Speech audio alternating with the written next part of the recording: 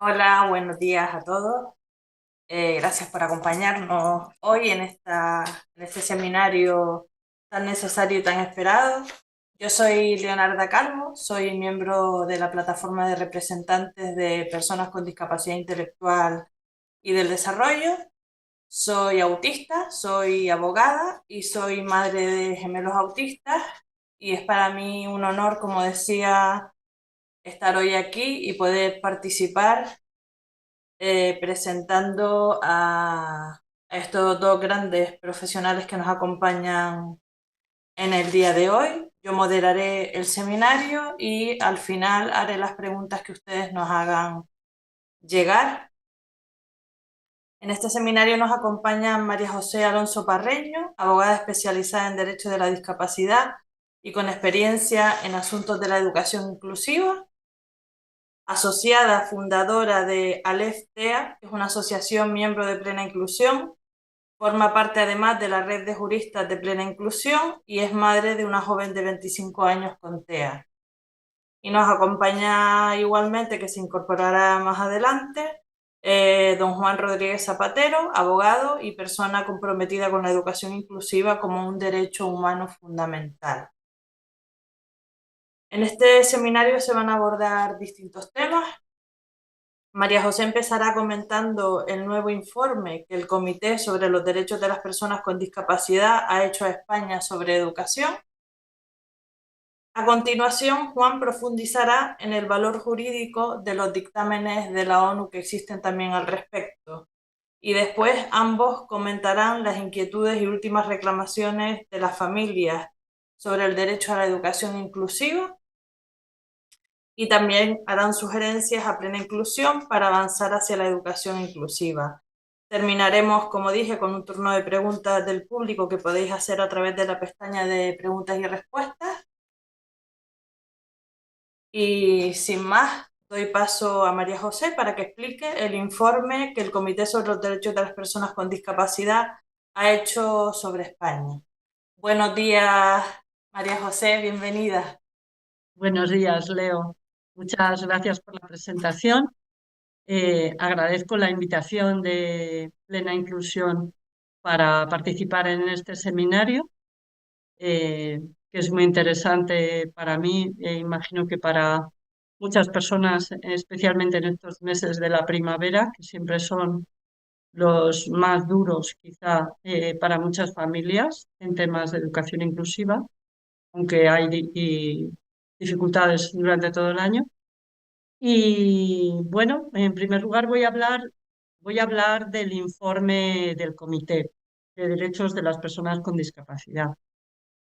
Como supongo la mayoría de vosotros sabréis, el Comité de Derechos de las Personas con Discapacidad, que es el órgano que hace seguimiento a los países de su cumplimiento de la Convención de 2006, hizo una investigación a España a raíz de una comunicación bajo el artículo 6 del protocolo facultativo que suscribió España eh, sobre la falta de cumplimiento por parte de nuestro país con el derecho a la educación inclusiva recogido en el artículo 24 de la Convención. Para enmarcar este informe, pues hay que decir que nuestro país fue pionero durante los años 80 en materia de educación inclusiva, empezando por un modelo de integración. Todavía no se había formulado la inclusión educativa y se fue pasando a los alumnos desde colegios de educación especial hacia colegios ordinarios en un modelo de integración. Después se fue desarrollando el modelo de educación inclusiva, que supone que la escuela tiene que ser capaz de dar oportunidades de aprendizaje a todos los alumnos, con las diferencias que puedan tener, familiares, de raza, de sexo, de discapacidad, de tamaño, de cualquier otro tipo de diferencia. Tiene que ser capaz la escuela de dar oportunidades de aprendizaje a todos los alumnos. Sin embargo, aunque estábamos en la avanzadilla y la conferencia de la UNESCO y la Declaración de Salamanca en 1994 se hizo en España porque estábamos en la avanzadilla, poco a poco fuimos cayendo en un estancamiento. Y ello pese a la ratificación de la Convención de la ONU y de su protocolo facultativo. En el informe de 2017, que se publicó en mayo de 2018, el comité denunció la vulneración del artículo 24 porque se ha perpetuado un patrón estructural de exclusión y segregación educativa discriminatorio basado en la discapacidad a través de un modelo médico que afecta desproporcionadamente y en especial a las personas con discapacidad intelectual o psicosocial y a las personas con discapacidad múltiple. Ya yendo al grano, el informe en su parágrafo 28 decía que a través de la excepción del artículo 74, párrafo 1, la legislación perpetúa la exclusión discriminatoria basada en la discapacidad. Este es el párrafo que señala que solo cuando las necesidades educativas de un alumno no puedan satisfacerse en el marco de las medidas ordinarias de la universidad, podrá escolarizarse en educación especial. Y este es el párrafo que se utiliza para escolarizar de manera forzosa, en especial, aun en contra de la voluntad del alumno y de sus representantes legales. El comité decía que además la separación del alumno con discapacidad del sistema de educación general supone su separación de su comunidad inmediata, en la mayoría de los casos en razón de la ubicación de los centros de educación especial, o sea, además separación de su barrio. Sobre el sistema de informes psicopedagógicos y dictamen de escolarización que se hace, la escolarización de los alumnos con discapacidad se hace separada de los alumnos que no tienen necesidades educativas especiales, eh, pues señalaban, existe un procedimiento separado para los alumnos con discapacidad, quienes son sometidos a una evaluación psicopedagógica para determinar su capacidad cognitiva. Se aplica por lo menos a los 6 y a los 12 años, cuando los alumnos inician los ciclos escolares obligatorios, o desde los 3 años en el segundo ciclo de educación infantil de carácter voluntario. La evaluación deriva en un dictamen de escolarización que resume las conclusiones de la evaluación y determina si la educación del niño se llevará a cabo en un centro del sistema educativo general, un centro o unidad de educación especial o en una combinación de ambos. Una vez revisado este dictamen por las inspecciones educativas, se dicta una resolución sobre el colegio y los recursos a disposición del niño. En teoría, la evaluación psicopedagógica y el dictamen son herramientas para garantizar la equidad en las decisiones educativas y determinar el ajuste razonable que requiere el estudiante con discapacidad, pero en la práctica el sistema se centra en los déficits y las deficiencias del alumno y resulta en la estigmatización del alumno como no educable en el sistema general. En vez de explorar todas las posibilidades de inclusión, los diagnósticos impiden que los centros educativos ordinarios proporcionen medidas de apoyo y ajustes razonables. Es decir, que quien excluye muchas veces es la propia administración educativa, aunque otras veces estas evaluaciones psicopedagógicas las inician orientadores de centros ordinarios, son concertados, ¿no? Entre las conclusiones destaca que la denegación de la igualdad de derechos para las personas con discapacidad puede producirse deliberadamente, es decir, con la intención del Estado parte de cometer tales actos, o como resultado de leyes o políticas discriminatorias, con dicho propósito o sin él. O sea, que puede ser deliberadamente o sin querer. pero que encuentran un nivel de gravedad y sistematicidad que es el establecido en el protocolo para decir que hay un incumplimiento. 6 años después eh, hubo una reunión de seguimiento, 18 de marzo de 2024, y luego se publicaron las conclusiones. El gobierno español entregó un informe del cual destaca el comité, pues, que ven de manera positiva, aunque no del todo, como ahora veremos, la Ley Orgánica 3/2022 de 29 de diciembre, la LOMLOE, y la Ley Orgánica 3/2022 de 31 de marzo, que es de formación profesional. El comité dice que hay un riesgo de retroceso en lo conseguido hasta ahora. A mi modo de ver, el retroceso ya se ha producido. Hay unas pocas estadísticas escasas en el web del Ministerio de Educación y ahí se ve que el número de alumnos en modalidad de educación especial aumenta cada año. Por no daros muchas cifras, durante el curso 2017-2018 había 27.095 alumnos en colegios de educación especial, 9.417 alumnos en unidades de educación especial, sumando un total de 36.515 alumnos. Mientras que en el curso 2022-2023 el número de alumnos en colegios de educación especial era 27.926, en unidades de educación especial en centros ordinarios 13.595, sumando un total de 41.521 alumnos en modalidad educación especial. Estas cifras son preocupantes porque cada curso hay unos 1.000 alumnos más en educación especial. El aumento de unidades de educación especial en centros ordinarios no es fruto de una transformación de los centros de educación especial, acercarse a una fusión de los dos sistemas, el ordinario y el especial, como se puso en la Declaración de San Juan de 1994, sino que el aumento mayor se produce en estas unidades de educación especial situadas en centros ordinarios, pero sigue aumentando la cifra de alumnos en centros de educación especial, porque se sigue construyendo nuevos centros de educación especial. Se sigue destinando mucho dinero a construir centros de educación especial y escatimando el dinero para apoyos en centros ordinarios.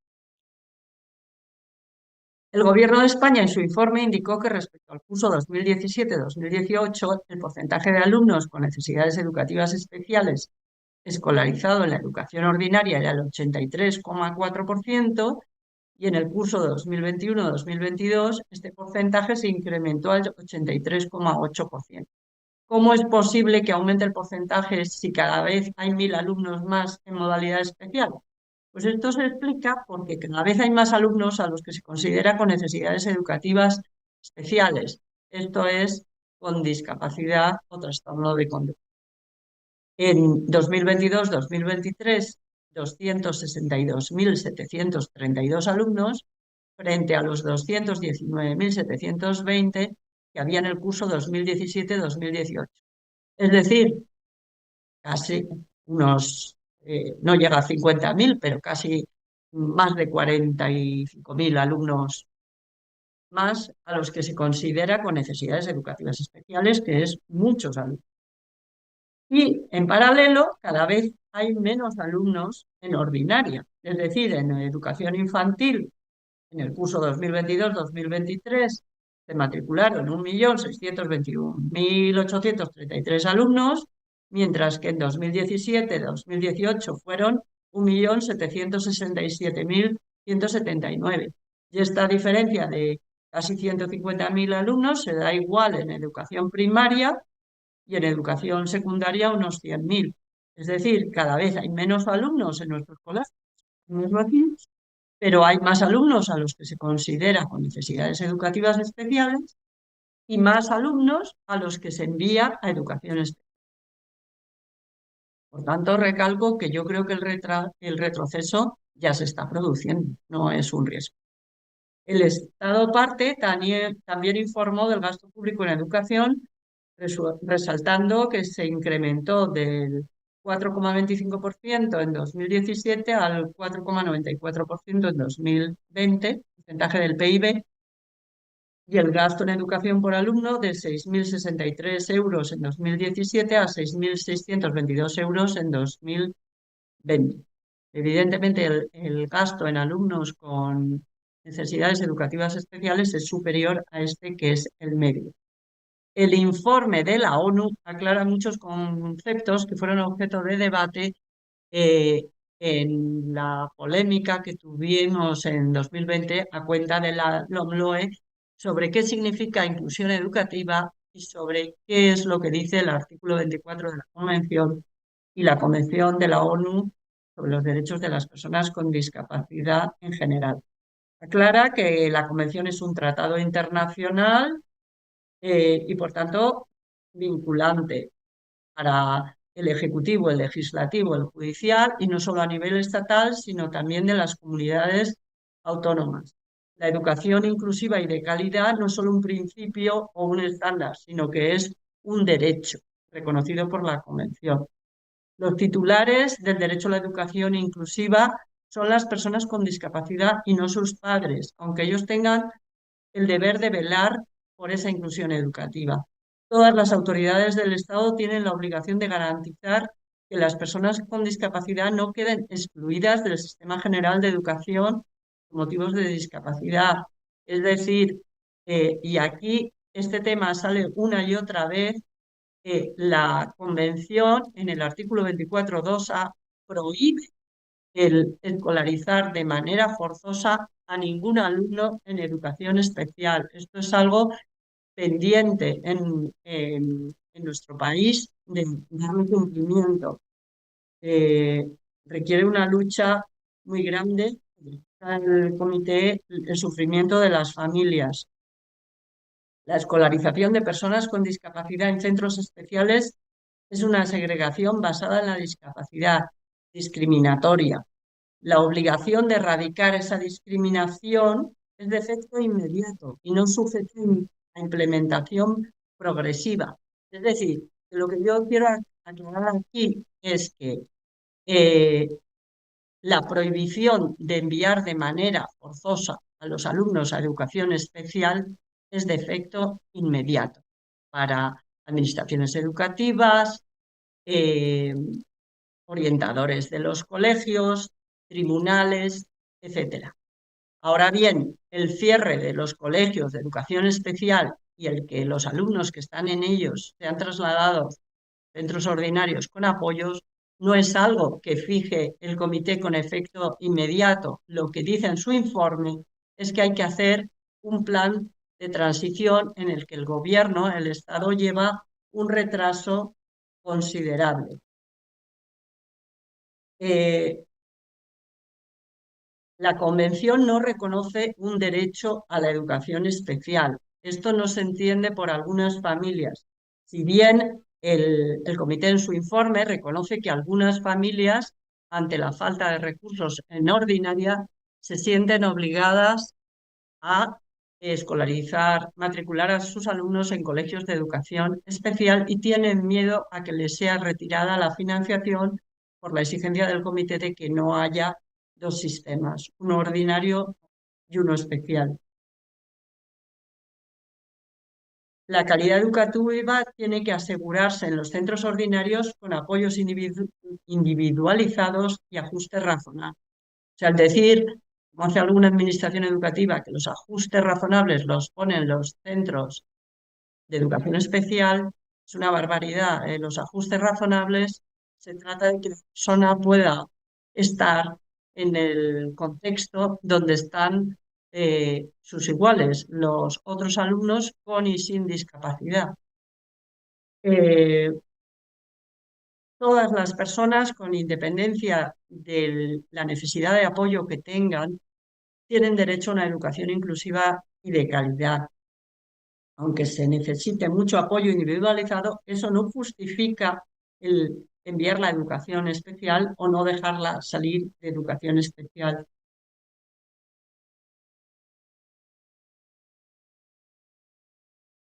El comité se manifiesta preocupado por lo que ocurrió durante la LOMLOE, que hubo grupos parlamentarios que querían que la educación especial permaneciera para siempre, como también algunas asociaciones de la sociedad civil, y también cita la ley maestra de la Comunidad de Madrid y pide que se explore un pacto de Estado para la educación inclusiva y de calidad.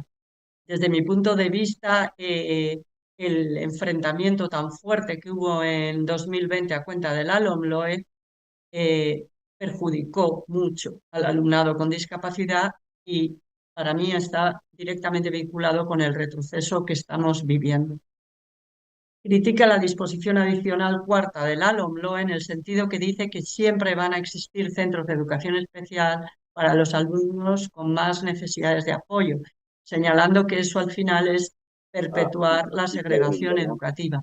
Sí que es verdad que siempre que el hecho de que haya presupuestos en los que están los centros de educación especial y ya se cuenta con su financiación, sea una tentación para los equipos de orientación y para muchos orientadores de llenarlos con alumnos que les resultan incómodos. Destaca el comité también las dificultades a las que se enfrentan los alumnos con discapacidad y sus familias que desean recibir una educación inclusiva y de calidad, y la jurisprudencia del Tribunal Constitucional. Se refiere tanto a la sentencia de 18 de abril de 2023 que resolvió el recurso de inconstitucionalidad presentado por Vox contra la LOMLOE y en la que decía que la inclusión educativa es un principio y no un derecho, y también la compatibilidad de la educación especial con la Constitución. Ese a que España ratificó la Convención de la ONU, que es un tratado que le vincula, forma parte del derecho interno y a la vez es criterio de interpretación de los derechos fundamentales de acuerdo con el artículo 10.2 de la Constitución. Se refirió también a la única sentencia que hay del Tribunal Constitucional sobre el tema de escolarización forzosa en educación especial, que es la sentencia 10/2014 de 27 de enero, en la que, tras decir el Tribunal Constitucional que había derechos fundamentales en juego, le parecía suficiente que la Administración educativa exteriorizara los motivos por los que optaba por lo excepcional, escolarizar en educación especial, por considerar que era inviable la integración del menor discapacitado en un centro ordinario. Lo que nos ha llevado aquí esto es la excusa, esta sentencia para muchas administraciones educativas en los procedimientos judiciales que siempre sale a colación esta sentencia diciendo que un motivo basado en características clínicas, de acuerdo con el plan médico, es suficiente para vetar el acceso a la educación ordinaria o para derivar a educación especial. Exige Recalca lo que he comentado de que el artículo 24, párrafo 2, apartado A, incluye una cláusula contra el rechazo y que es necesario implementarlo a todos los niveles legislativos, reglamentarios, las prácticas y en los juzgados. Continúa la preocupación por la aplicación práctica de las evaluaciones psicopedagógicas y dictámenes de escolarización. Señala que no se puede utilizar el argumento de que se está velando por el interés superior del niño cuando se deriva a educación especial, puesto que el interés superior del niño siempre es estar en ordinaria. El derecho a la educación de un niño con discapacidad es un derecho a la educación inclusiva y la extrema vulnerabilidad de muchas familias cuando intentan defender el derecho a la educación inclusiva y las barreras que se encuentran de falta de empatía, de maltrato institucional y de larguísimos procedimientos. Preocupa la dilación en el ejecución del plan de educación inclusiva, el acoso escolar, la insuficiencia de las campañas de sensibilización, la falta de apoyos y la falta de accesibilidad en los colegios, pero mucho los medios personales, recursos personales específicos, la falta de empatía y, eh, y que todo esto, todas estas carencias inducen a algunas familias a optar por la educación especial, sin prejuicio de que hay algunas que siguen diciendo que es que aunque tuvieran buenos apoyos en los colegios ordinarios, optarían por la educación especial. ¿Sabes?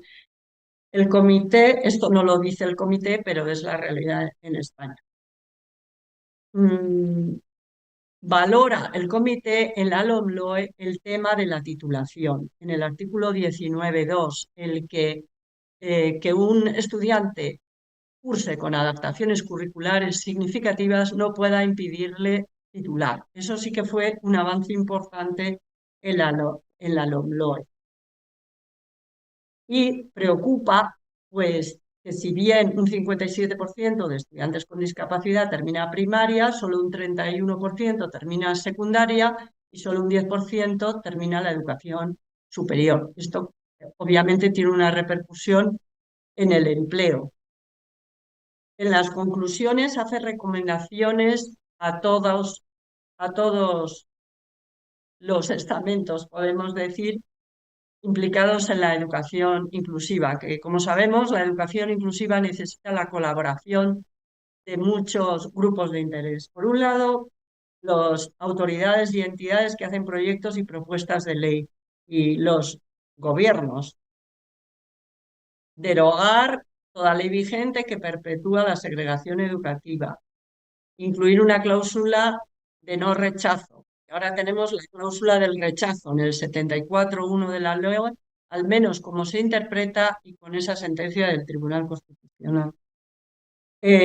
A los grupos parlamentarios, incluidos los autonómicos, lo mismo, eliminar todas las normas que de algún modo impiden el desarrollo de la educación inclusiva y perpetúan la segregación.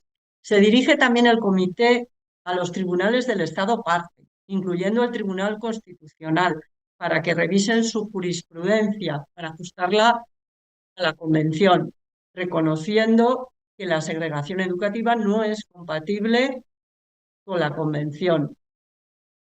Y también dice, aunque esto tendría que ser en un recurso contra leyes, que la coexistencia de los dos sistemas no es compatible con el tratado. Esto es algo que, salvo que se recurra a una ley, un reglamento próximo, pues lo van a decir de pasada los tribunales. Y en definitiva, lo que está pidiendo el comité es que no retrocedamos, como está ocurriendo, sino que avancemos. No está exigiendo que mañana cierren todos los colegios de educación especial, como decía antes. Eso no. Lo que nos exige, de acuerdo con el modelo de derechos humanos, es que avancemos. Eh, a todas las administraciones educativas, incluso centros educativos, lo cual afecta a los concertados, identificar reglamentos, protocolos y prácticas y cambiar, asegurar, cuando dice asegurar, en inglés es garantizar. Garantizar que las evaluaciones psicopedagógicas no concluyan ni conduzcan en ningún caso a la separación de una persona con discapacidad de la escuela ordinaria o a la propuesta de llevarle a un centro de educación especial o una unidad de educación especial. Eh, Considerar y resolver sin dilación las solicitudes de ajustes razonables que propongan las personas con discapacidad y sus familias. La verdad es que en la normativa autonómica pocas veces se recoge un cauce para que las familias pidan de manera explícita este ajuste razonable. Sí se encuentra como esa legitimación en Andalucía, pero por ejemplo en Madrid los ajustes razonables se mencionan en una exposición de motivos como la ley maestra, pero no hay un cauce establecido para solicitarlo.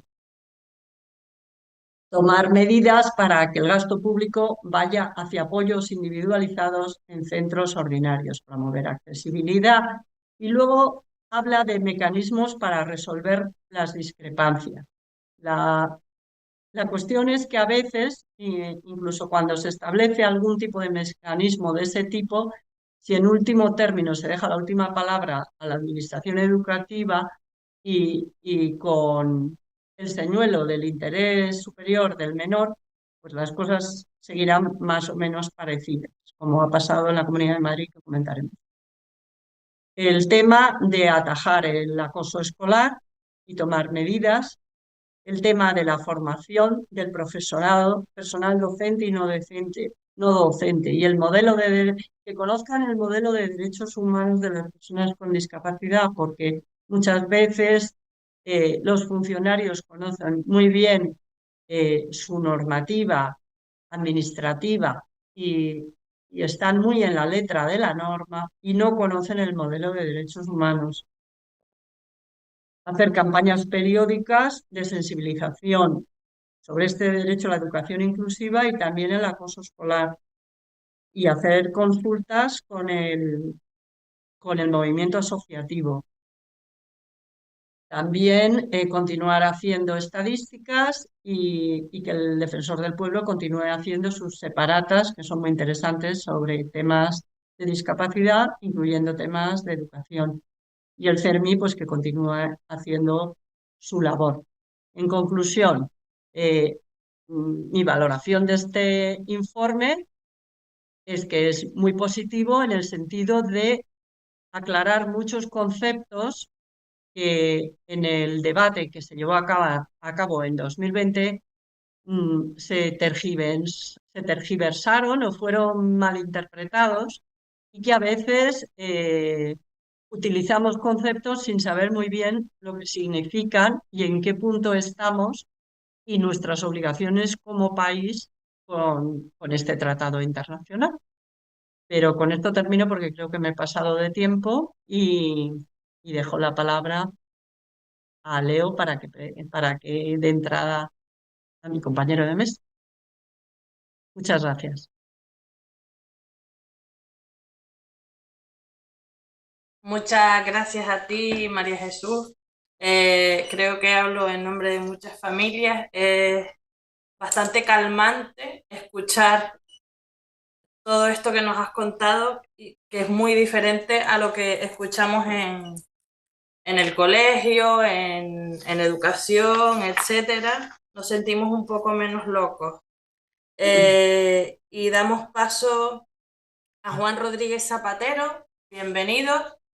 Gracias por estar dispuesto a participar en este seminario junto con María José y por compartir con nosotros, pues, los conocimientos que tienes al respecto y que nos van a resultar tan útiles.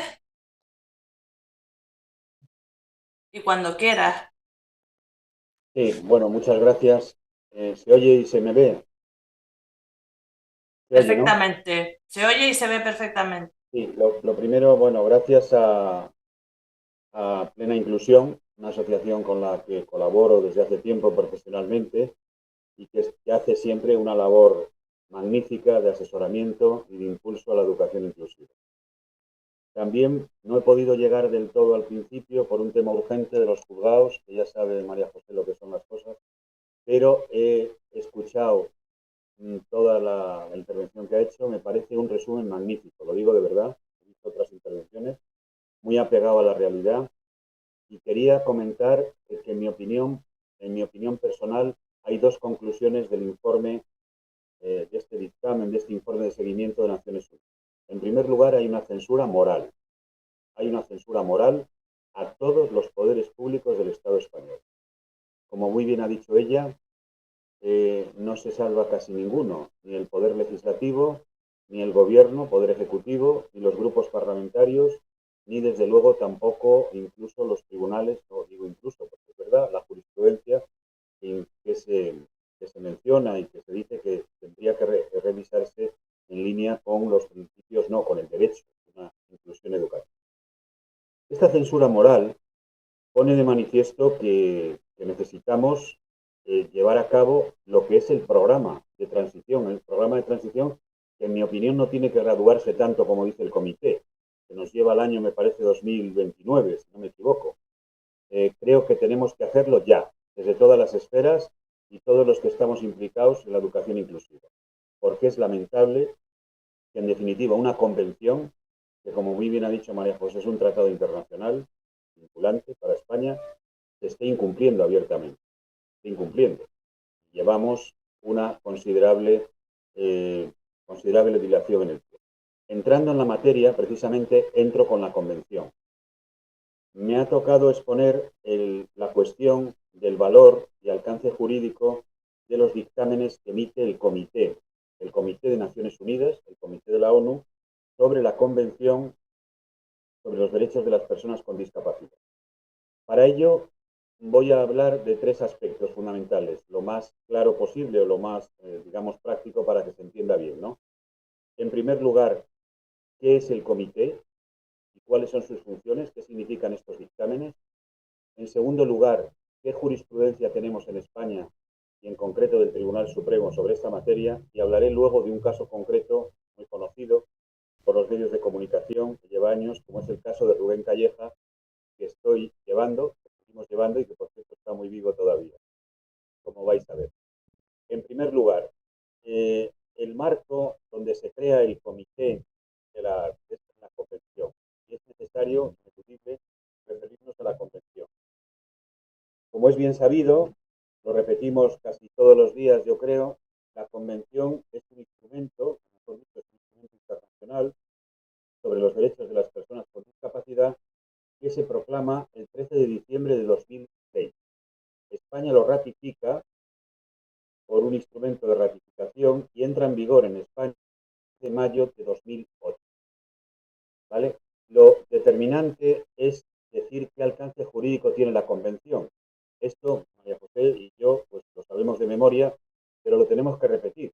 Lo tenemos que repetir en las aulas, a los profesores, a todos los poderes públicos y desde luego también en los ámbitos judiciales, porque no siempre se entiende. Pues como bien ha dicho María José, tiene dos características esenciales. Primero, es un tratado internacional, es un instrumento internacional, conforme al artículo 96 de la Constitución. ¿Qué significa esto? Significa que es norma jurídica vinculante para todo el Estado español, para todos los poderes públicos. Es igual que el Código Civil, el Código Penal, que cualquier otra ley, para dejarlo claro. No es un tratado de derechos teórico, no es una declaración de principios, es norma jurídica que vincula a todos los poderes públicos, a todas las administraciones en el ámbito del Estado español. España lo ha ratificado. Y además tiene una virtualidad, que al ser una convención internacional, las normas son prevalentes. Es decir, si hay una discordancia en una interpretación jurídica, debe prevalecer conforme a los principios de la convención. O para decirlo más claro, las leyes españolas, en concreto las leyes educativas, han de acomodarse a la convención. Y si hay una discordancia, debe prevalecer una interpretación conforme a la convención. Y eso lo dice el artículo 10.2 y jurisprudencia reiterada del Tribunal Supremo. Máxime cuando estamos hablando de derechos fundamentales, como es el derecho a la educación inclusiva, que es un derecho fundamental, muy claro, y como bien ha dicho María José, el titular, por cierto, es muy importante esto, son los propios alumnos, las propias personas que reciben ese derecho. ¿Qué significa la convención en cuanto al comité? Pues que el comité se crea en la propia convención, el artículo 34, y me interesa destacar una cuestión, que está formado por personas que tienen una reconocida competencia y experiencia. Y además, por tanto, son personas muy cualificadas, es decir, no cualquier persona, lógicamente, forman parte de este comité. Este comité, ¿cuál es la función principal? Pues es el garante que, por una parte, interpreta la convención y, sobre todo, digamos que tiene una obligación de garantizar que se cumpla efectivamente la convención en todos sus aspectos, en todas sus principios. Y para ello, tiene facultades de dirigirse a los estados de carácter general, informes y también, que es lo que voy a entrar ahora de lleno, facultades de investigación. Facultades de investigación.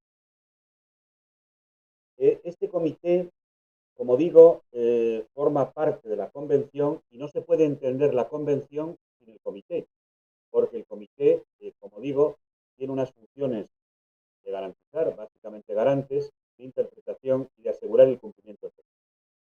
Pero junto con la convención es muy importante un documento que a veces se olvida, que es el protocolo facultativo de la convención.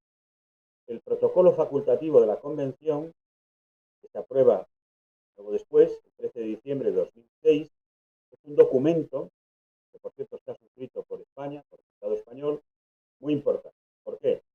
Porque en este en este instrumento, que es el protocolo facultativo, se dice en el artículo 1 que todo Estado parte en el presente protocolo reconoce la competencia del comité sobre los derechos de las personas con discapacidad para recibir y considerar las comunicaciones presentadas por personas o grupos de personas sujetos a su jurisdicción, que aleguen ser víctimas de una violación por ese Estado parte de cualquiera de las disposiciones de la Convención en nombre de esas personas o grupos de personas. Es decir, España ha suscrito la Convención sobre los derechos de las personas con discapacidad y ha suscrito también el protocolo, que significa que ha reconocido la competencia del comité en este aspecto, como digo, para recibir comunicaciones, quejas y reclamaciones sobre violaciones de derechos fundamentales que están en la Convención. Y muy importante es distinguir en qué procedimientos sigue el comité. Básicamente en dos artículos o dos campos de actuación. En primer lugar, examina comunicaciones de particulares, quejas de particulares, que sería el artículo 5. Por entendernos, luego me voy a referir al caso de Rubén Calleja. Ahí los padres de Rubén Calleja se dirigieron al comité formulando una queja por vulneración de derechos fundamentales de su hijo, el ámbito educativo y demás, como luego veremos. Por tanto, recibe quejas de particulares. Cualquier padre, cualquier madre, cualquier persona que considere que se han vulnerado derechos fundamentales puede acudir al comité con una queja. ¿Verdad? Que agotando, hay una cuestión ahí, que se agota el derecho interno, etcétera, pero bueno, vamos a dejar básicamente esta idea. Artículo 5 del protocolo facultativo. Y en segundo lugar está el artículo 6, que dice: si el comité recibe información fidedigna que revele violaciones graves o sistemáticas por un Estado parte de los derechos reconocidos, el comité invitará a ese Estado parte a colaborar en el examen de la información y presentar observaciones. El informe que ha analizado María José se basa en el artículo 6. El dictamen en este caso el informe de seguimiento, pero bueno, el anterior que hubo en el 2017, que se conoció en el 2018, en definitiva, por eso la importancia de ese informe, porque es por violaciones graves o sistemáticas por un Estado parte. Es decir, España está incurso en un expediente porque está violando gravemente la Convención. Y esto no tiene mucha significación política. Estamos hablando todo el día de otras violaciones, de otras convenciones de la ONU, pero parece que esto no aparece de la manera relevante y la dimensión que tiene que tener. Nos tenemos que rebelar contra esta naturalización de que España está incumpliendo abiertamente, está violando derechos de la Convención y además sobre personas con discapacidad, que es más grave todavía. Esto tiene que ser un aldabonazo. Vale. Artículos 5 y 6. Hasta aquí lo que es el comité de la ONU, cómo se crea con la Convención, que España ha ratificado la Convención, el valor que tiene la Convención y el protocolo facultativo, que también es vinculante, y los dos artículos. Repito, denuncias de particulares o investigación a los Estados parte que incumplan prescripciones de la Convención. ¿Cuál es el panorama en el derecho español de los dictámenes del comité? Me voy a referir no al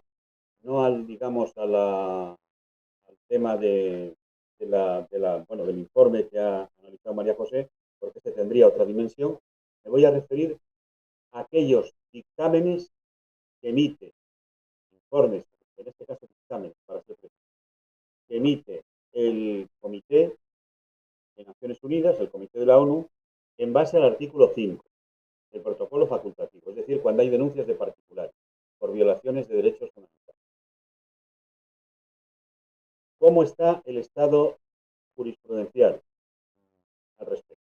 Bueno, pues en este tema tenemos que decir que hay una jurisprudencia positiva, favorable, consolidada.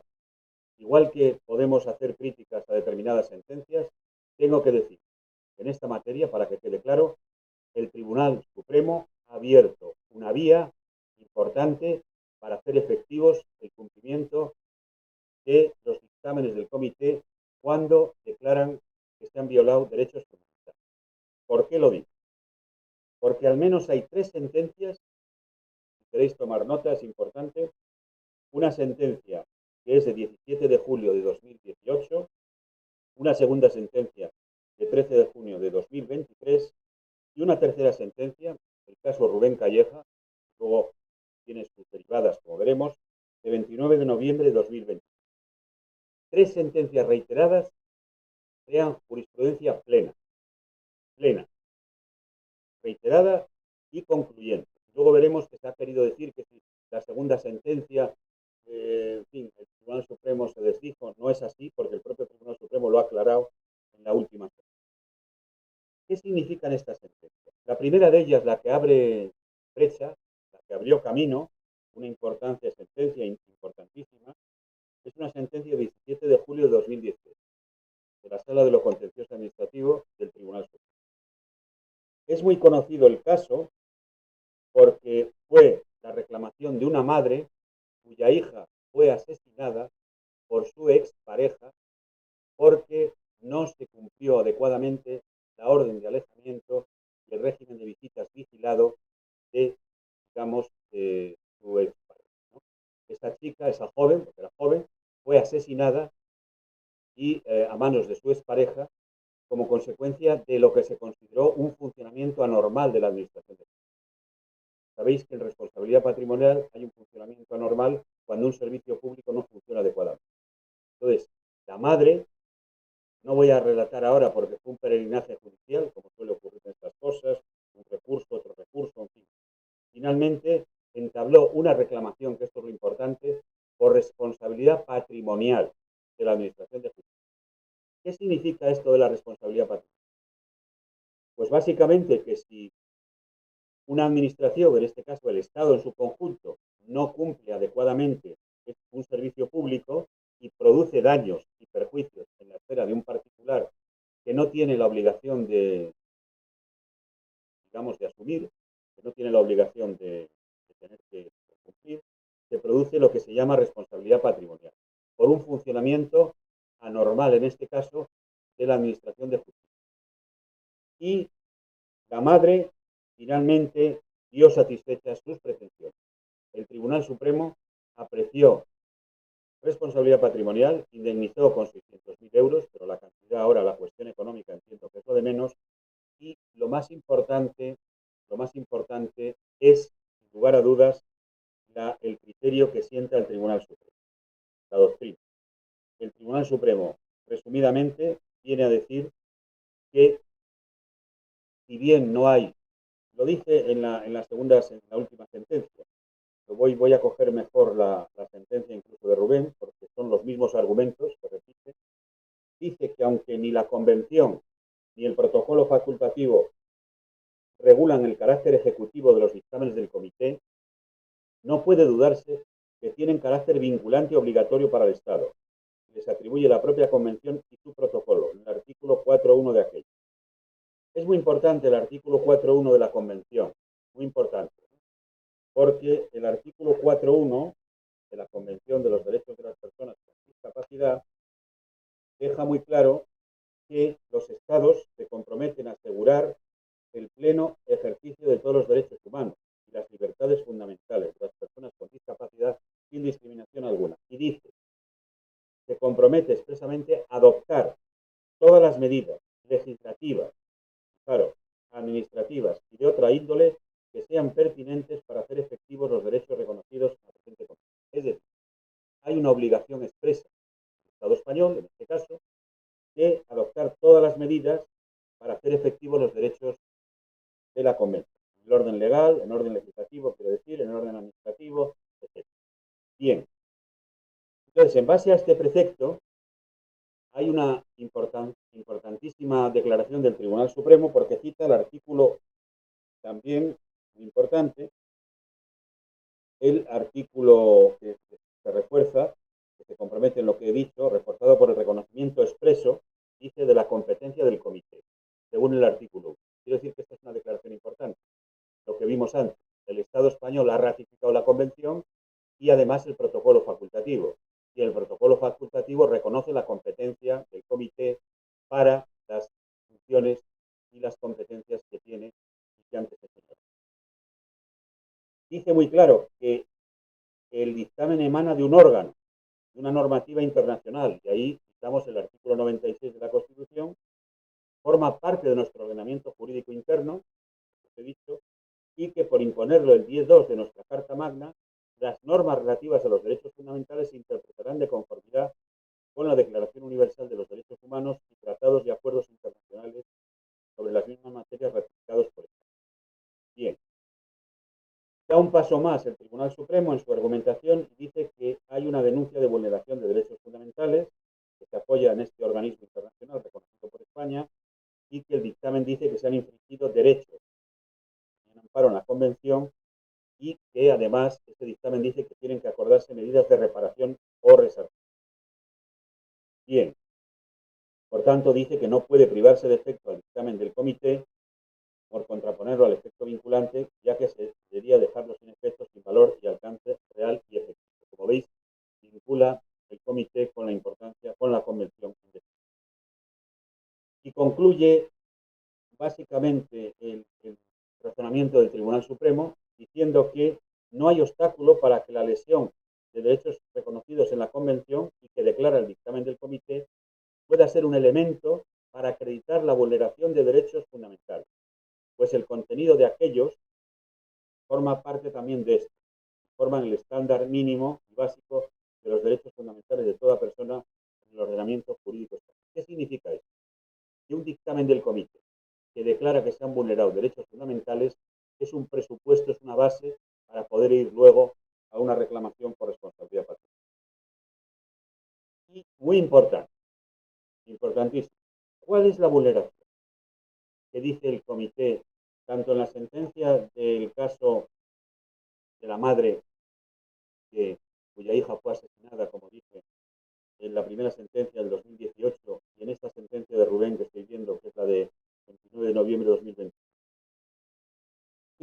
¿Cuál es el fundamento último? El fundamento último es que se vulneraron derechos de la Convención declarada por el Comité, viene referida a la no adopción por los órganos del Estado en sus diversas esferas, órdenes e instancias de las medidas necesarias y eficaces que evitasen la discriminación de los recurrentes, tomando en consideración el artículo 2 de la Convención. El artículo 2 de la Convención, que es muy importante, quien lo conoce, María José, lo citamos siempre, habla de lo que es discriminación, cualquier distinción, exclusión o restricción por motivos de discapacidad que tenga el propósito, simplemente el propósito o el efecto de obstaculizar o dejar sin efecto los derechos para todas las personas en condiciones de igualdad, y lo que son los ajustes razonables. Término importantísimo. Los ajustes razonables es un concepto decisivo en materia de educación inclusiva, decisivo, que por cierto está dando juego, están abriendo muchos caminos en el tema de ajustes razonables, que es todas las modificaciones y adaptaciones necesarias que no impongan una carga desproporcionada o indebida cuando se requieran, en un caso particular, para garantizar a las personas con discapacidad el goce o ejercicio en igualdad de condiciones con las demás de todos los derechos humanos y libertades fundamentales. Como veis, va encajando las piezas el Tribunal Supremo, va al artículo 2 de la Convención y concluye diciendo que es un hecho acreditado que España, pese al contenido del dictamen de la ONU, no ha acreditado la adopción de medidas reparadoras del derecho a no sufrir discriminación que se declaró vulnerado como consecuencia de las actuaciones activas y omisivas realizadas por el Estado español. Por cierto, en esta sentencia, he hablado de la sentencia de 2018, salto y a la sentencia del caso de Rubén, del 29 de noviembre del 23, y hay una sentencia intermedia, por así decirlo, que es la sentencia de 2023, de 13 de junio de 2023, que es en un tema de tortura. Y ahí el Tribunal Supremo no reconoció indemnización, pero no reconoció indemnización porque no estaba probado que efectivamente el hecho causante fuese eso. Pero el Tribunal Supremo no se apartó de la jurisprudencia en esta sentencia, como ahora, por cierto, nos quiere decir la Audiencia Nacional. Nos dijo la Audiencia Nacional en la primera sentencia de Rubén y ahora en la que ha producido la Audiencia Nacional.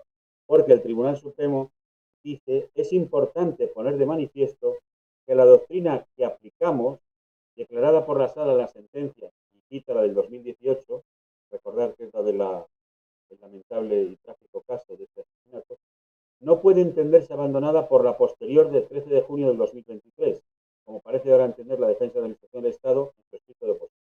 Y cita la sentencia y dice que dice lo mismo. Porque lo que está diciendo el Tribunal Supremo es, conclusivamente, que quede claro.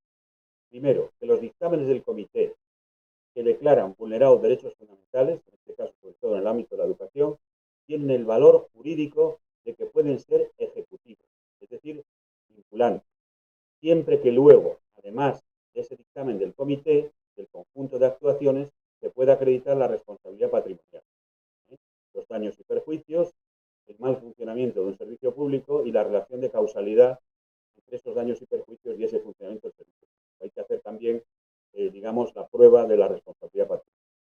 Por tanto, esto es lo que dice, es decir, ha abierto un camino importantísimo, trascendental, para que esos dictámenes no queden en papel mojado, no sean puras recomendaciones, puras declaraciones de intenciones, sin valor jurídico alguno, sino que les da un valor pleno que puede ser, digamos, una vía para reparar derechos fundamentales. Si bien es verdad que en muchos casos, de manera tardía, de manera muy costosa en todos los órdenes para las personas que han ido, como es el caso de Rubén, que ni siquiera todavía tiene una reparación, o como es el caso de Ángela, que era la madre de esta joven que murió. Y voy a concretar para concluir un poco el caso de Rubén, porque, bueno, a lo mejor lo he un poco saltado el tema, ¿no? Hablando de esta jurisprudencia, pero repetir, esas tres sentencias son muy claras en la línea que he señalado. En el caso de Rubén es una historia de hace 14 años mínimo. Es un chico que fue maltratado física y moralmente, que fue excluido de la educación ordinaria, que se le llevó a especial contra la voluntad de los padres. Que los padres mantuvieron una lucha, en mi opinión, heroica, porque llevan 14 años, una lucha digna, y que fueron incluso objeto de una acusación de delito de abandono de familia. Se tuvieron que sentar en el banquillo de los acusados, al final fueron absueltos por el juzgado de lo penal, en este caso de León, pero fueron objeto, como digo, de acusación por negarse a llevar al chico, a su hijo, a un centro especial, que es lo que había acordado, digamos, la Administración Educativa. Y además de ello, se probó que había malos tratos, como digo, físicos y morales. Hasta una profesora le quiso tirar por la ventana, en fin, objeto de discriminación sistemática, ¿no? Bueno, en definitiva, sin entrar en más detalles, un caso lamentable de discriminación por razón de discapacidad. Pues bien, finalmente, después de una lucha titánica, porque fueron a todas las instancias, al juzgado de lo contencioso, a la sala de lo contencioso del TSJ de Castilla y León, al Tribunal Supremo, al Tribunal Constitucional, al Tribunal Europeo de Derechos Humanos, sin obtener resultados positivos, el padre de Rubén, que por cierto, que te digo el caso, fue una decisión suya, llevó el tema al Comité de la ONU. Y el Comité de la ONU proclama que se vulneraron muchos derechos humanos. Luego el derecho a la educación, el derecho a la igualdad, etcétera, etcétera. Y, que es lo importante, el dictamen dice que debe proporcionar al Estado español una reparación efectiva, incluido el reembolso de cualquier costas judiciales en que haya incurrido, junto con una indemnización, tomando en cuenta los daños emocionales y psicológicos sufridos por los autores como consecuencia del trato recibido y del manejo de su caso por las autoridades competentes. Bueno, pues el dictamen del comité, el Estado español se lo pasó por el forro. Quiero decir que el Estado español no dio cumplimiento a este dictamen, incluso teniendo ya el precedente de la sentencia del 2018, que le obligaba. Un Estado español que se dice progresista, el gobierno, por lo menos, no lo cumple en absoluto y le obliga a los padres y al propio Rubén a tener que ir a la vía judicial. Vía judicial que empezamos por una reclamación de responsabilidad patrimonial, porque como sabéis, no se puede ir directamente a la responsabilidad patrimonial si no vas a una reclamación previa. Esperar 6 meses, silencio administrativo. No responde el Estado español ni la administración. Lo incardinamos como una responsabilidad patrimonial para el normal funcionamiento de la justicia. Ojo, no basándose solo en las sentencias fueran incorrectas, en el conjunto de actuaciones que había una situación de discusión.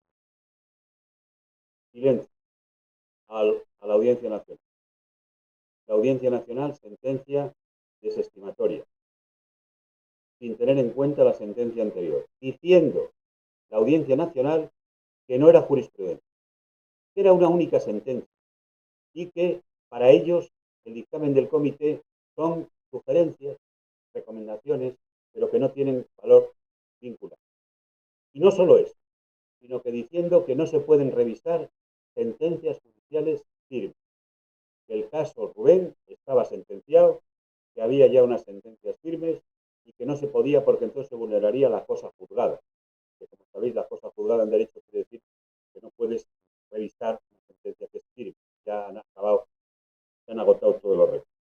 Bueno, ante esta lamentable y descorazonadora sentencia de la Audiencia Nacional, al Tribunal Supremo. El Tribunal Supremo admite a trámite el recurso y centra la cuestión de interés casacional en 2 aspectos. En el tema del valor de los dictámenes del comité y si se produce o no se vulnera la cosa juzgada. ¿Vale? He analizado antes el valor de los dictámenes del comité, pero me importa también señalar el segundo aspecto, porque es uno de los temas que se vienen recurrentemente saliendo. Si se vulneraba o no el principio de cosa juzgada. El Tribunal Supremo es tajante diciendo que los padres aquí no están pidiendo una revisión de la sentencia, sino que lo están pidiendo es que se ejecute un título ejecutivo, quiero decir un dictamen, en este caso el dictamen de la ONU, y que se lleve a efecto la reparación que dice ese dictamen, como habéis visto. Y por tanto que no hay cosa juzgada. Y que además no es solo por la sentencia, sino por la actuación de la administración, por la actuación del conjunto de poderes que incumplió precisamente el artículo 4 de la Constitución. Es decir, la discriminación de Rubén se produce porque no se tomaron las medidas de protección, ya no solo porque fuera derivado o, digamos, a un centro especial contra la voluntad de los padres, no, por el conjunto de actuaciones de todos los poderes, por tanto también de la Administración de Justicia, que no protegió ni reparó y que, en definitiva, la vulneración de ese derecho a la igualdad y a la no discriminación. ¿Qué pasó con la sentencia del Tribunal Supremo? Diréis. Bueno, entonces le indemnizaron, ¿no? Le resarcieron. No. La sentencia del Tribunal Supremo, que lo puede hacer el Tribunal Supremo, es que estima el recurso de casación, fija jurisprudencia diciendo que tiene que ser reparado, ya os lo dije antes, que es un título válido del dictamen del comité, pero lo remite a la Audiencia Nacional porque dice que no hay una valoración sobre los demás presupuestos necesarios para apreciar una responsabilidad por funcionamiento anormal y lo devuelve a la sala de instancia. Pero ojo, lo devuelve a la sala de instancia para que se cumpla, se aprecia los daños y perjuicios, se aprecia la relación de causalidad, porque el daño efectivo, la lesión de los derechos fundamentales y que el dictamen del comité tiene fuerza ejecutiva, ya lo ha dicho el Tribunal Supremo. ¿Qué ha dicho la Audiencia Nacional? Bueno, pues nuestra sorpresa es, naturalmente, yo le había dicho a Alejandro, que bueno, quería luego a ver en qué concepto de la indemnización y de los demás aspectos, que ya lo habíamos previsto en la demanda, estaba señalado, y lo que dice la sentencia de la Audiencia Nacional es que no hubo lesión de derechos fundamentales a la educación ni en la integridad moral, y que las vuelve de nuevo a decir que hay unas sentencias firmes que no se pueden revisar y que no ha existido un daño. Y ese daño no proviene de las declaraciones del comité. En definitiva, hay un párrafo aquí muy significativo, que el comité, pese a lo declarado por los tribunales de España, en España, pese a lo declarado por los tribunales en España, dice: el Comité de la ONU para los Derechos de las Personas con Discapacidad puede decidir restablecer o no más derechos que ya fueron examinados. Comportaría dar al comité una competencia jurisdiccional de la que carece, y a la vez se pone en cuestión la competencia y extensión de nuestra jurisdicción, cuando las recomendaciones del comité, recomendaciones, en modo alguno aparecen configuradas con ese fin, tal y como señala la sentencia del Supremo de 13 de julio del 23. Aquí hace una cabriola jurídica. Se va a la sentencia del 23, que es la que dije, es el caso de tortura, pero que no contradice la anterior jurisprudencia, muchísimo menos, porque lo ha dicho el propio Tribunal Supremo, que mantiene esa jurisprudencia. Es decir, se aparta deliberadamente, por ir a la ley de la jurisdicción, de la sentencia del Supremo, y no le indemniza en modo alguno a Rubén, a sus padres, y impone las costas de justicia. Esta es la sentencia de la Audiencia Nacional. Sentencia que va a ser objeto de recurso, que lo estamos preparando, de casación ante el Tribunal Supremo. Es muy importante lo que decida el Tribunal Supremo, porque sería ya una cuarta sentencia y sobre todo los límites para la reparación y la indemnización. Pero este es el tema. Básicamente aquí he concluido, seguramente me he pasado de tiempo, es clásico de los abogados, pero en definitiva concluyo diciendo que esta jurisprudencia del Tribunal Supremo ha abierto un camino importante y finalmente señalar que ha habido una sentencia reciente del Tribunal Constitucional de 9 de abril de 2024. Este es un caso de extradición, un recurso de amparo, es un tema distinto, que precisamente también se cuestionaba que la vía no era la de la responsabilidad, perdón, por el funcionamiento anormal de la Administración de Justicia, sino que había que ir por error judicial, decía la sentencia de la Audiencia Nacional en este caso. Básicamente lo que nos vienen a decir a nosotros, aunque de otra manera, ¿no? Bueno, también lo dice ahora la Audiencia Nacional, que hay que ir al error judicial. Claro, el error judicial hay que ir a la declaración del Tribunal Supremo, un trámite complicado. Y además no se trata de error judicial, se trata de no reparar discriminaciones y vulneración de derechos humanos. Es muy importante la sentencia del Constitucional, igual que hace sentencias cuestionables, muy cuestionables, como la que citó María José. Bueno, también tenemos que decir las sentencias que son positivas. Esta sentencia del TC, el 9 de abril del 24, muy reciente, es importante, porque dice que no puede dejarse sin fondo, sin reparar, y que no es la vía de error judicial, ni mucho menos que la de responsabilidad patrimonial. Y añade: conviene referirse al argumento sostenido por la Audiencia Nacional acerca de que los dictámenes emitidos por los comités de la ONU no constituyen títulos ejecutivos que generan automáticamente el derecho a una indemnización, para afirmar que no puede deducirse de esa constatación, y no lo hace la Audiencia Nacional, una ausencia de obligación estatal de cumplimiento de los tratados de derechos humanos ratificados e incorporados al ordenamiento español, obligación esta derivada de una correcta intelección del artículo 96.1 de la Constitución. Este compromiso de cumplimiento lleva aparejada la exigencia de respeto a los mecanismos internacionales de garantía de tratados cuando exista, como es el caso, una voluntad estatal expresa de sumisión a dichos mecanismos. Es decir, refuerza aunque lo dice de otra manera, refuerza la idea de que los dictámenes del Comité de la ONU, en este caso de la Convención de los Derechos de las Personas con Discapacidad, tienen título, digamos, con título ejecutivo, pueden servir para una reclamación por responsabilidad patrimonial. Por tanto, 3 sentencias del Tribunal Supremo, 3, y otra sentencia del Tribunal Constitucional que han creado un cuerpo jurisprudencial importante en esta materia de los dictámenes del Comité de la ONU. Bueno, aquí lo dejo. Muchas gracias, Juan. Sí, es verdad que se nos ha ido el tiempo completamente y más, estamos pasados de hora, pero sí me gustaría que brevemente tanto María José como tú comentaran las inquietudes y últimas reclamaciones de las familias que han recibido. muy brevemente. María José. Ya lo he puesto. Muchas gracias por avisarme, Juan. Muy brevemente. Pues hay un caso de una niña que con 3 años vetaron su acceso a la educación ordinaria. Como no era etapa obligatoria, no podían escolarizarla de manera forzosa en educación especial y ante la falta de respuesta, la familia exigió una resolución que se pudiera recurrir y la Comunidad de Madrid dictó una resolución de no admisión en colegios ordinarios. Esa resolución fue recurrida.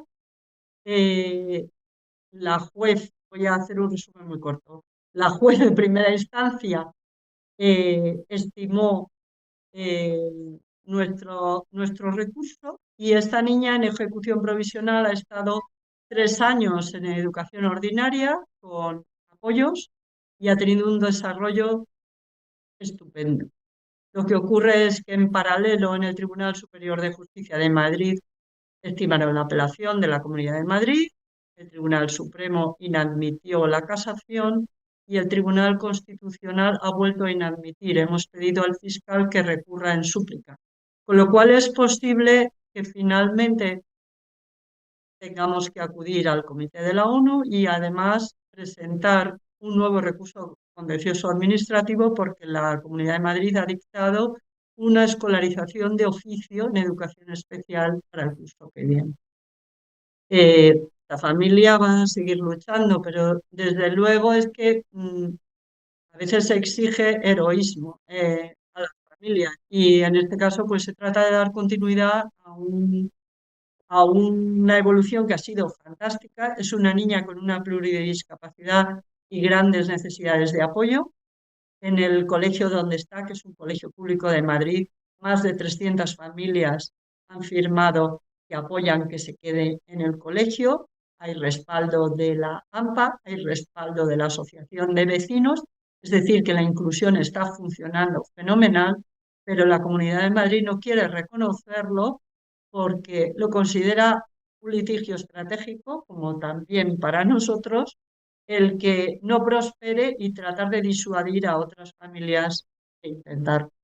Luego hay otra niña que esta niña no tiene una discapacidad motora muy importante y no la dejan salir del colegio de educación especial. Ella tiene notable capacidad de aprendizaje, pero unas dificultades de accesibilidad importantes. Y en lugar de intentar buscar cuál sería la forma para que ella tenga oportunidades de aprendizaje y de estar incluida socialmente en un colegio preferente de motóricos, como se ha pedido, pues no se le permite.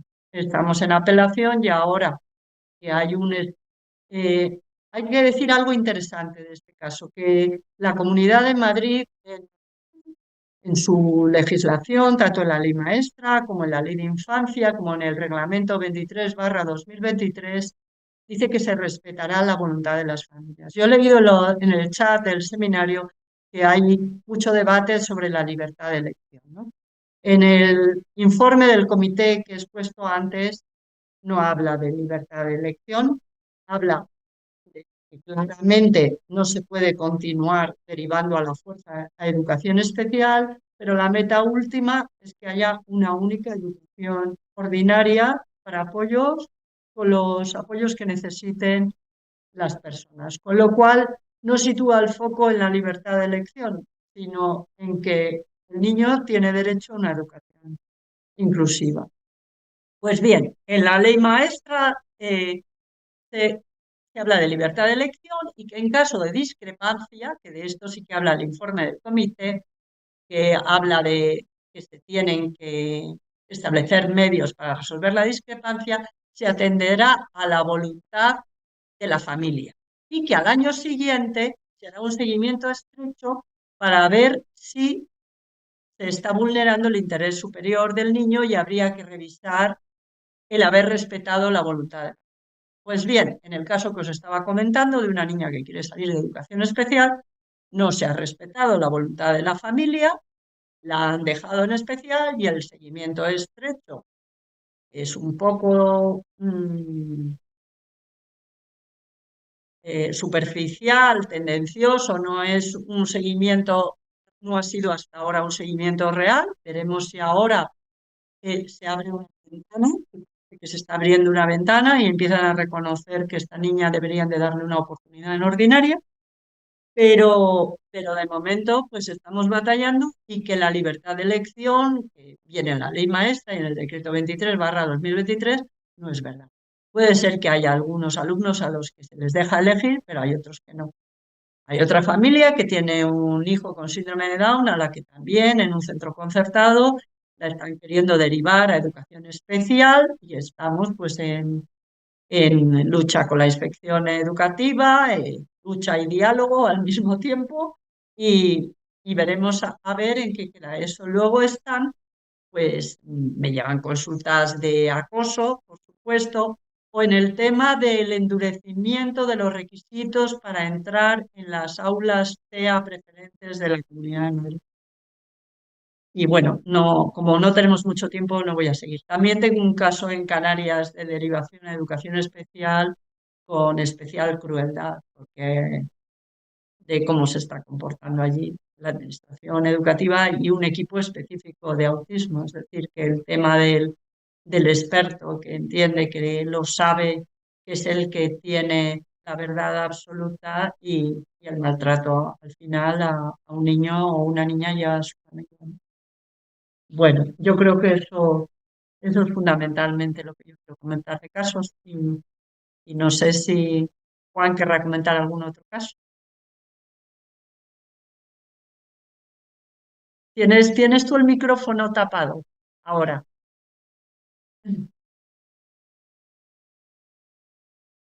Ahora, Ahora sí. gracias. No, que digo que 3 casos que se han resuelto favorablemente. Eh, 3 sentencias, 2 de ellas ya firmes y otra todavía no, pero bueno, ya se ha pronunciado. Me referiré, en primer lugar, es un tema parecido al que has comentado. Bueno, en este caso es digamos, en Andalucía. Bueno, básicamente es una niña que estaba siempre en aula ordinaria, con apoyos, y que la derivaron a aula especial. Ahí en Andalucía hay 3 modalidades. El A es la inclusión, el B es aula ordinaria con apoyos y el C, por entendernos, que es así, es aula especial, ¿no? Dentro de un centro ordinario. Y la llevaron a aula, vamos, la administración decidió aula especial dentro del centro. Esta sentencia es muy importante. La sentencia del juzgado desestimó el recurso. Fuimos a apelación y se ganó en el TSJ de Andalucía. Es muy importante por varias razones. Porque dice que la carga de la prueba de demostrar que un niño, una niña, un alumno, una alumna va a especial o a modalidades de educación especial, aula especial o centro especial, incumbe a la administración. Porque siendo un derecho fundamental la educación ordinaria e inclusiva, no tienen que ser los padres los que justifiquen el por qué mantener o optar por el ámbito de la educación inclusiva, sino que tiene que ser la administración la que pruebe rigurosamente que no puede estar en educación ordinaria o que haya unos cursos excesivos, en fin, lo que ha dicho el Tribunal Supremo. Y dice una cosa importante, la idea de que son los padres los primeros garantes del interés de su hijo menor, no el Estado, cuya intervención es subsidiaria, y solo para el caso de omisión flagrante de los deberes paternos. La Administración no puede imponer su criterio acerca de lo que es más favorable para el interés del menor. Esto es clásico. Lo más favorable, lo más conveniente es que el chico o la chica vaya a especial. Eso de más favorable, más conveniente, resultando legítima, dice, la opción paterna para primar la fórmula educativa que favorece la mayor integración social y afectiva del menor y su dignidad personal, opción que resulta la más acorde con el derecho al desarrollo integral de las personas con discapacidad y que solo puede ser desechada por la Administración de forma excepcional, en base a razones objetivas, debidamente justificadas, que aquí nos han puesto de manifiesto. Todos los informes de la inspección, perdón, de la administración educativa eran, naturalmente, los informes psicopedagógicos, la escolarización, etcétera, favorables a que fuese aulas, lo cual indica que no son la verdad absoluta, ni muchísimo menos. Como decía María José, los técnicos en educación parece que son el Papa. No puedes tocar. Es una cosa increíble. Yo que llevo otros ámbitos administrativos, tienen una receptividad de la crítica. Pues muchos docentes, todos, muchos, son, parecen infalibles. Parece que no se les puede cuestionar, que es la verdad absoluta. No es así. Naturalmente, nadie cuestiona su profesionalidad, pero muchas veces los exámenes, de esto me gustaría luego hablar, sobre todo informes psicopedagógicos, son lamentables. Segundo caso que se gana. Un tema curioso, de ajustes razonables, porque lo de los ajustes razonables es muy importante, como dije. No solo es la modalidad de escolarización, sino que ese niño o niña esté con los apoyos y ajustes que requiere. Este caso era contra la CIDEA. ¿Y qué es esto de la CIDEA? Pues es el Centro para la Innovación y Desarrollo de la Educación a Distancia.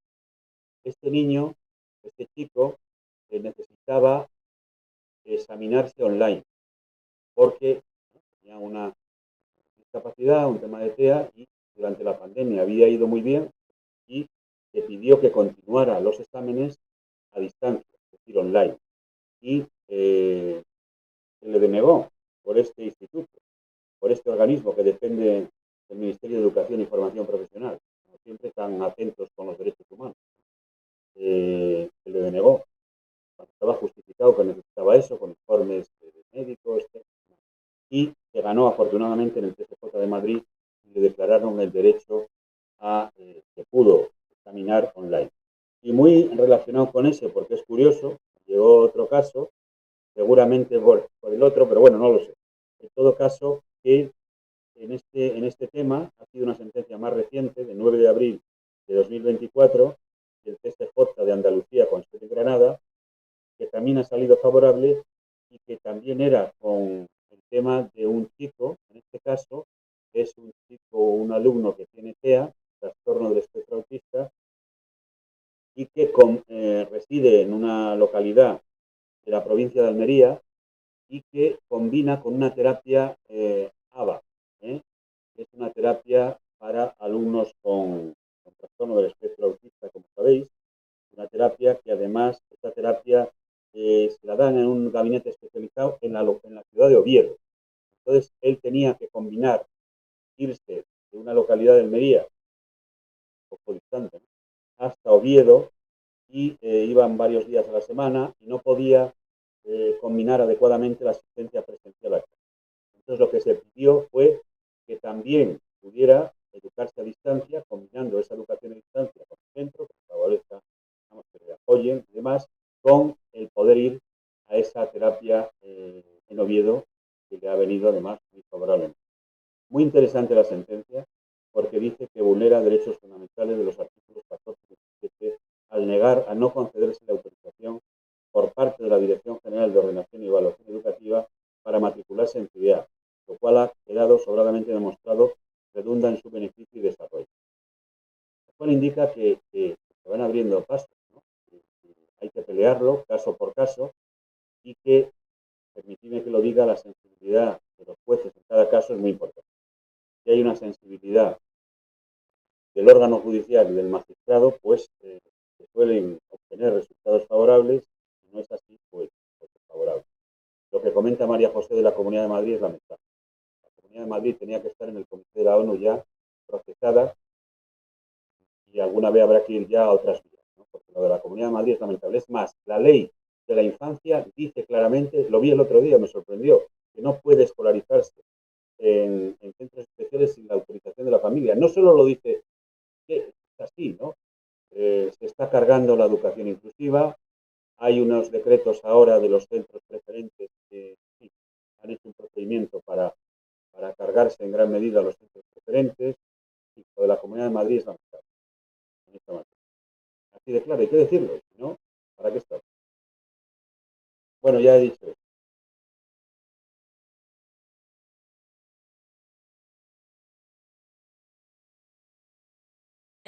Bueno, voy a dar paso a poquitas preguntas porque teníamos que haber acabado a las 12 y son las 12 en Canarias, a la 1 y es la Claro. 1:30, pero bueno, poquitas preguntas, pero por lo menos para responder algunas. Eh, Dirigida a María José, pero la pueden responder las dos, estas primeras que voy a decir. El aumento de alumnos en educación especial, ¿en qué tramo de edad están? No viene especificado. O sea, uno de los problemas que tenemos es que las estadísticas del Ministerio son muy escuetas. Eh, Realmente, y aunque el comité dijo en los informes de seguimiento que ahí no es la investigación sobre educación inclusiva, sino en general el seguimiento de la convención, pues que había que hacer estadísticas buenas que midieran la permanencia, el progreso y la titulación de los alumnos con discapacidad, esto no se hace. Es decir, en las estadísticas del Ministerio vienen los alumnos que están matriculados en infantil, en primaria, en bachillerato, en secundaria, en bachillerato, y luego te vienen cuando están en especial, pero el porqué del abandono escolar tan grande y a dónde van esos alumnos, si se van a su casa o se van a un colegio de educación especial o dónde van, eso no se analiza ni se mira. Son estadísticas que se alimentan por parte de las comunidades autónomas, pero que no te dicen gran cosa. Tendrían que mejorar muchísimo para que realmente pudiéramos ver qué es lo que están. Preguntan también, ¿qué podemos y debemos hacer los padres cuando desde el propio reglamento de régimen interno se hace exclusión en el equipo directivo?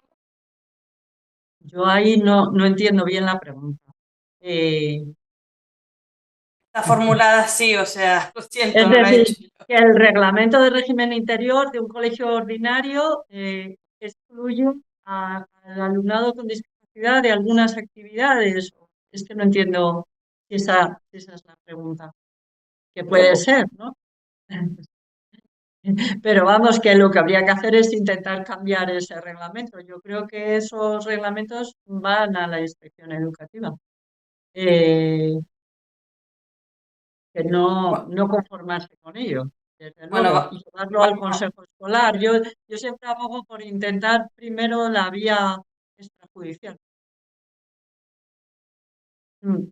preguntan también, ¿cómo reclamar la ejecución de la LOMLOE para que titulen con las adaptaciones curriculares significativas, tanto en ordinaria como en especial? A ver, en la LOMLOE solamente se habla de la ordinaria, no se habla de titulación en especial. Es que en especial no hay titulación. O sea, uno de los problemas de la educación especial es que no hay ningún tipo de titulación. Se habla de la ordinaria y lo que sí que está pasando es que en algunas comunidades autónomas están diciendo, están dictando reglamentos que parecen indicar que si el alumno no alcanza los estándares de competencias de la etapa, que no se le dé el título. Están intentando como retroceder en ese aspecto. Eso se está viendo en alguna comunidad autónoma. Y claro, yo creo que habría que recurrir a esos reglamentos. O sea, es que parte del caso por caso que decía Juan y que yo creo que es importantísimo que siga habiendo casos, ¿no?, de personas que recurren porque ayuda a sensibilizar, ayuda a cambiar las cosas y a que a veces a raíz de una sentencia o de la titulación, pues hubo alguna sentencia antes pidiendo poniendo de manifiesto que alumnos que tenían todo sobresaliente no titularan en secundaria era un absurdo y entonces se empezó a tomar conciencia de ello y en la LOMLOE se corrigió. Y ahora pues hay normas en algunas comunidades autónomas intentando revertir esto. Eso habría que recurrirlo. Y se puede recurrir bien la norma directamente cuando sale, en un plazo de 3 meses, o bien el alumno mediante el recurso indirecto, caso por caso. Eso también. Pero vamos, yo entre los deberes para la Confederación Plena Inclusión estaría intentar recurrir en el momento que se dicta la norma, para que no solamente sea el caso por caso de cada familia, que para algunas es tremendamente difícil. Sí, sí, completando lo que dice María José, es que no está resuelto del todo muy bien en la LOE, en las órdenes. Yo creo que sería necesario, desde luego, la vía del recurso a través de asociaciones o a través de casos particulares, pero creo que normativamente tienen que darle una vuelta porque deja ahí un margen, ¿eh? Hay una conexión de artículos, no voy a entrar en detalle jurídico, pero en la línea de lo que ha dicho María José, se permite una interpretación de tal manera que aunque se dice no debe impedir las adaptaciones curriculares la titulación, pero lo cierto es que en muchos casos luego se dice que, digamos, los equipos docentes pueden no acordar, no expedir el título porque no ha alcanzado las competencias clave de esa etapa. Claro, ahí hay una contradicción porque no puede ser que se hagan adaptaciones del currículum, ese alumno se examina con base en los criterios, en los objetivos del currículum y luego se le exija competencias claves según el currículum, digamos, ordinario, ¿no? Entonces es un tema no resuelto, lamentablemente, ¿eh? Que hay que seguir vigilándolo de recursos. Creo que debería el Ministerio tomar cartas en el asunto, una tarea más de todo ese programa que tienen, que por cierto es un programa amplio para conseguir la educación inclusiva, que en este tema es fundamental, porque si no hay titulación, ya me diréis luego los siguientes pasos para la vida laboral y demás. Hay una pregunta sobre la ponencia tuya, Juan. Dicen, como jurista y como mamá de un niño con discapacidad, me preocupa el alcance de parte de la jurisprudencia española sobre el tema. La justicia es el ámbito en el cual las personas con discapacidad deben acudir para defender su derecho y los tribunales españoles a menudo le dan la espalda. Bueno, lo explicó María José, ¿no? Está en el comité de la ONU, que hay aspectos que seguramente deben revisarse por los tribunales, ¿no? Yo no quiero hacer tampoco ningún juicio global, ¿no? Porque ya he puesto de manifiesto que al lado de sentencias, bueno, pues cuestionables, como la que citó ella del Tribunal Constitucional, que creo que no es acertada en absoluto, porque decir que es compatible la educación especial con la Convención, sencillamente con la letra de la Convención salta a la vista que no es compatible la educación especial con la Convención. Lo diga el Tribunal Constitucional o lo diga el Tribunal Europeo, ¿no? Quizá que hay esas sentencias que falta todavía un desarrollo jurisprudencial, también hay que señalar que hay otros avances jurisprudenciales, ¿no? Las sentencias que he citado, en nuestra Tribunal Supremo, entonces yo creo que en esto hay que ser ponderado y objetivo y soy partidario de, no porque sea abogado ni tal, pero que sí creo que soy partidario de animar a la gente cuando hay un camino, o ir por ir, cuando hay un camino, a acudir a los tribunales, porque se obtienen más resultados de lo que parece. Yo creo que en eso ha cambiado. Los padres y las madres ya sé que es un camino a veces largo, tiene sus costes y demás, pero que yo creo que merece la pena. Merece la pena cuando hay caso para poder ir a los tribunales de justicia. Por tanto, soy abogado y tengo que creer en la justicia. Otra cosa es que hay sentencias que me gusten más o menos, pero algunas. Otra pregunta, dice, mi hijo con discapacidad reconocida empieza ahora segundo ciclo de infantil y necesita apoyo. Sin embargo, el equipo de orientación ha rechazado reconocer sus necesidades educativas especiales. Esta decisión de no reconocer sus necesidades educativas especiales nos la tienen que comunicar por escrito porque nos lo han negado y no, y sin esto no sé si podemos recurrir la decisión. Sí, sí. Sí, pero muchas veces no se hace. Tienen que exigirlo, tienen que Tienen que exigir que se pedirlo. lo comuniquen por escrito. Pedirlo porque como parte interesada, como interesados y además por todos los derechos de información como padres, bueno, se pueden quitar varios procesos, ¿no? Pero tienen que pedirlo formalmente. que se les notifique. Que se les notifique en legal forma y con expresión de recursos. Hay una sentencia de Las Palmas de Gran Canaria de un niño que tenía un trastorno de déficit de atención e hiperactividad que no le reconocían sus necesidades especiales y consiguieron que el TSJ de Las Palmas lo reconociera. Pero claro, hay que conseguir algo escrito. No, aquí se niega, o sea, yo que lo veo, no consideran en términos generales que tengan necesidades de apoyo, sino que hay que medicar para que no molesten el aula. Esta sí, por favor, si pueden ser breves. ¿Cómo se pueden interpretar el concepto los ajustes razonables? ¿Cómo se puede interpretar? No, está definido. Está definido en la Convención, pero también hay varias leyes que lo definen. La En Ley de los España. Derechos de las Personas con Discapacidad. Hay otra ley también interesante del año 22 de igualdad de trato, no discriminación. En fin, está definido en nuestras leyes y en la Convención, ¿no?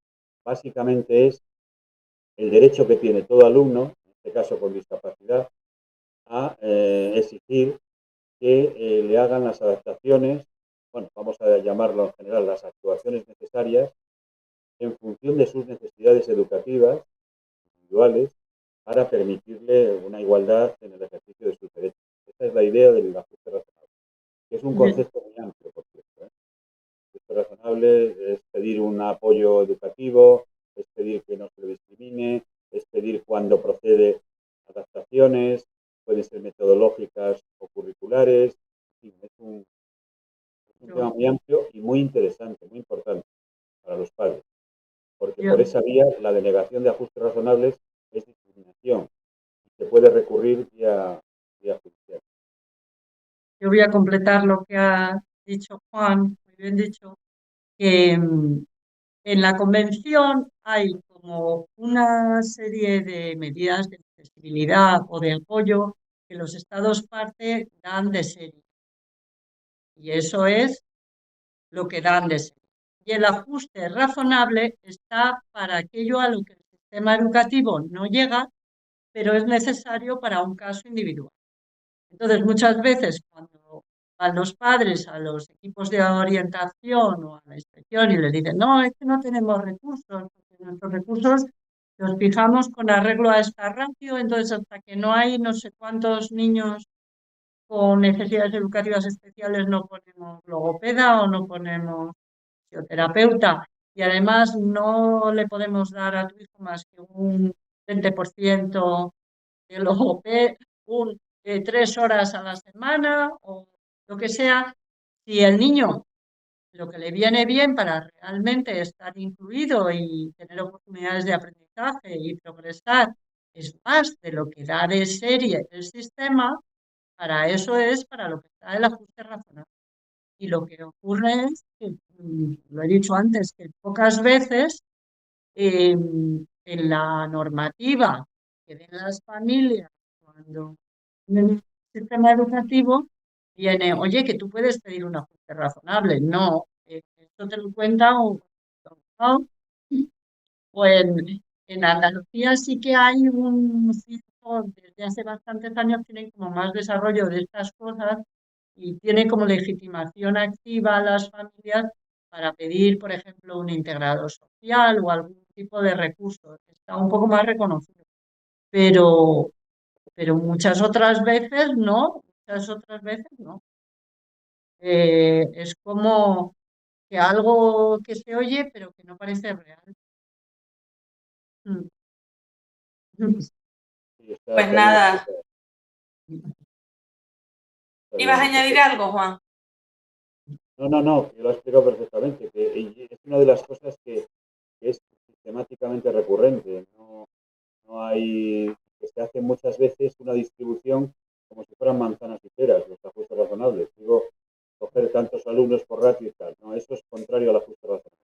El sistema educativo tiene unas condiciones para todos los alumnos que ponen, unas obligaciones, pero luego, individualmente, cada alumno tiene una necesidad educativa, por cierto, muy singular y concreta de cada alumno. Entonces, el ajuste razonable es precisamente analizar cuáles